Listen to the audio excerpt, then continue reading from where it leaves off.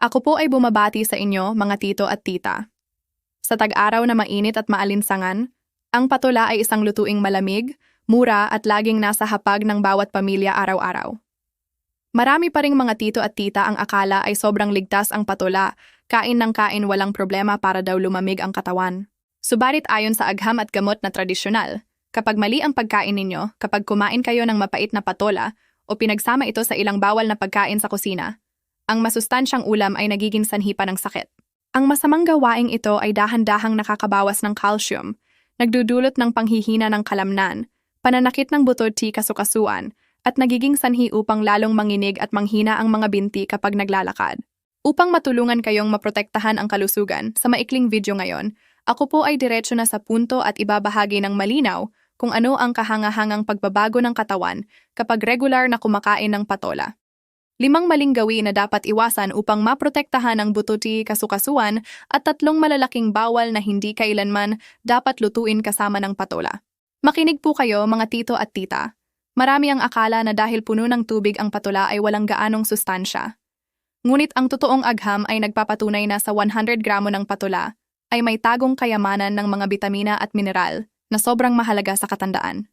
Particular, ang patola ay may 56 calories lamang, kaya hindi nakakataba pero puno ng hibla na nakakatulong sa pantunaw. Lalong mahalaga, puno ito ng potassium na umaabot sa 453 ml, kasama ang magnesium, iron, calcium at mga bitamina B tulad ng B5, B6 at vitamin C. Ayon sa rekomendasyon ng World Health Organization, WHO, ang matatanda ay kailangang kumain ng hindi bababa sa 400 gramo ng gulay araw-araw upang maiwasan ang sakit sa puso, diabetes, at ang patola ang pinakamainam na pagpipilian upang maabot ito. Kaya kapag tama ang pagkain ninyo ng patola, paano nga ba magbabago ng kahanga-hanga ang katawan dahil sa mga sustansyang ito? Una, ito ay tagapagligtas ng mata sa katandaan. Sa edad na lampas 60 taon, madaling maging tuyo, mangati at lumuha ang inyong mga mata. Ang patola ay sagana sa vitamin A, C at zeaxanthin. Ang mga ito ay nagpapalusog sa retina, nagpapabagal sa pagtanda ng paningin at binabawasan ng hanggang 25% ang tsansang magkaroon ng katarata o macular degeneration. Pangalawa, nakakatulong ito sa proteksyon ng puso at pagpapababa ng presyon ng dugo. Ang mataas na potassium sa patola ay nakakapag-relax sa mga ugat ng dugo, kaya epektibo itong nagpapababa ng hypertension. Kasabay nito, ang soluble fiber na pectin at vitamin B5 ay parang walis na naglilinis ng masamang kolesterol, pumipigil sa pagtigas ng ugat at binabawasan ang panganib ng stroke sa matatanda. Pangatlo, nakakatulong itong mapanatili ang normal na blood sugar. Ang patola ay lubhang kaibigan ng mga may diabetes. Ang prutas na ito ay mababa sa starch ngunit sagana sa manganese at magnesium na nakakapagpasigla sa produksyon ng natural na insulin upang maproseso ang asukal. Hindi tataas bigla ang blood sugar pagkatapos kumain. Pang-apat, nagpapadulas sa bituka at tinatanggal ang pagtatae at constipation. Sa matatanda, mahina na ang digestion kaya madaling ma-constipate. Ang natural na tubig at hibla ng patola ay gumaganap bilang lubricant, nagpapalambot ng dumi, nagpapalusog sa good bacteria, at nakakatulong sa inyo na tumae ng madali, walang kabag at hindi sumasakit ang tiyan. Panglima, binabawasan ng migraine at pananakit ng kasukasuan. Ang magnesium at iba pang mineral sa patola ay nakakapag-relax sa mga ugat ng utak, kaya lubhang nababawasan ang migraine. Bukod dito, ang copper sa patola ay may malakas na anti-inflammatory effect na nakakapagpaginhawa sa pananakit ng mga kasukasuan at tumutulong sa pagkumpuni ng tissues kapag nagbago ang panahon. Pang-anim, nakakatulong sa pagpapataas ng gatas, pag-regular ng regla at pagpapaganda ng balat. Para sa mga nanay at ale, ang patola ay isang katutubong gamot na nakakapagpataas ng gatas pagkatapos manganak. Bukod pa rito, ang pinakuloang tubig ng balat ng patola o ang giniling na patola ay nakakatulong sa pag-regular ng regla at pagpapatinis ng balat. Nawawala ang mga mancha at age spots. Napakabuti ng patola, pero bakit may iba na nagkakaroon ng manhid sa kamay at paa, nananakit ang tuhod pagkatapos kainin? Ito ay dahil sa 5 malalaking pagkakamali sa pagluluto. Anyayahan ko po kayong pakinggan ang susunod na bahagi upang maiwasan ito. Unang pagkakamali. Sobrang dami ng patola sa isang pagkain. Ang patola ay may cooling effect. Kapag sobra ang kain ay nagdudulot ng lamig sa loob. Sa matatanda, ang lamig na ito ay nagpapakitid sa mga ugat. Humihina ang sirkulasyon sa mga dulo kaya nanghihina ang kalamnan, nagkakaroon ng manhid sa kamay at paa, nananakit ang tuhod at nangyayari ang muscle atrophy. Pangalawang pagkakamali, pagluluto ng patola kasama ang hilaw o hindi lubusang lutong seafood. Marami ang mahilig sa seafood na bahagyang lutong at hinalo sa patola. Ngunit ang kombinasyong ito ay nakakabawas sa kakayahan ng katawan na sumipsip ng calcium. Bukod pa rito, ang bakterya sa hilaw na seafood na pinagsama sa cooling effect ng patola ay nagdudulot ng diarrhea at dehydration.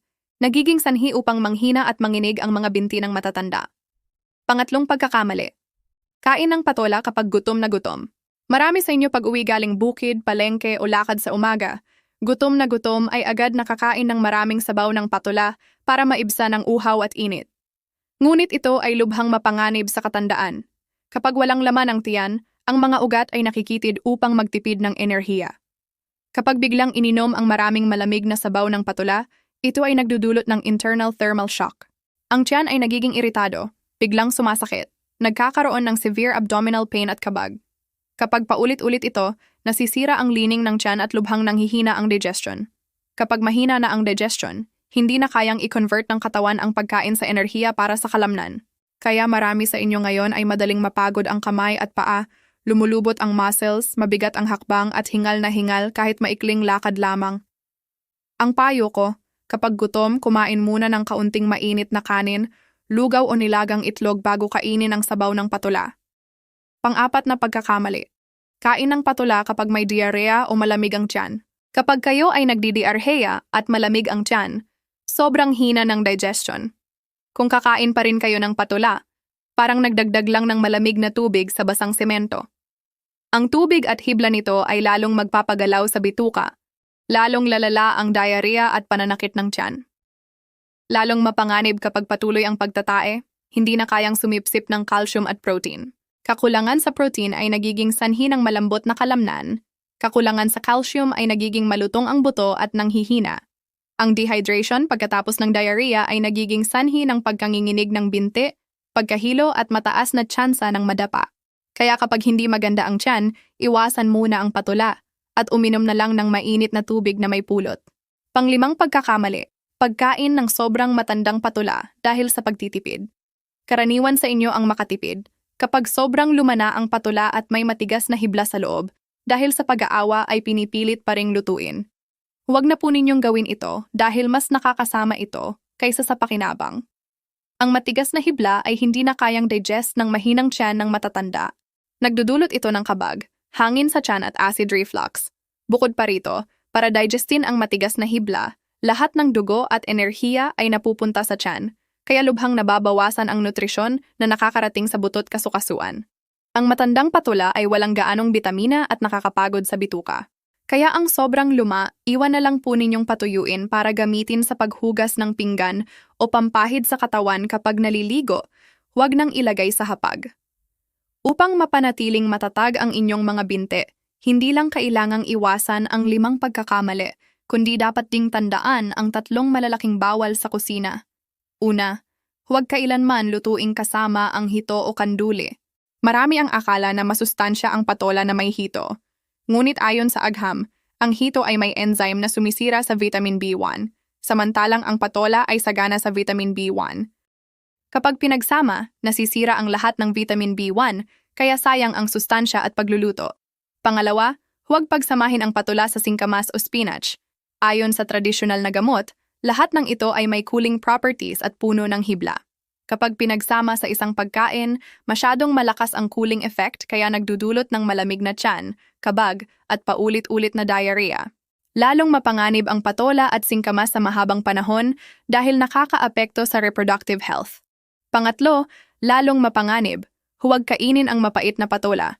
Kapag nagbabalat at natikman ay mapait na mapait, marami pa ring kinakain dahil sayang. Itapon agad po ninyo. Ang mapait na patola ay dahil sa insekto, pagkasira o kemikal.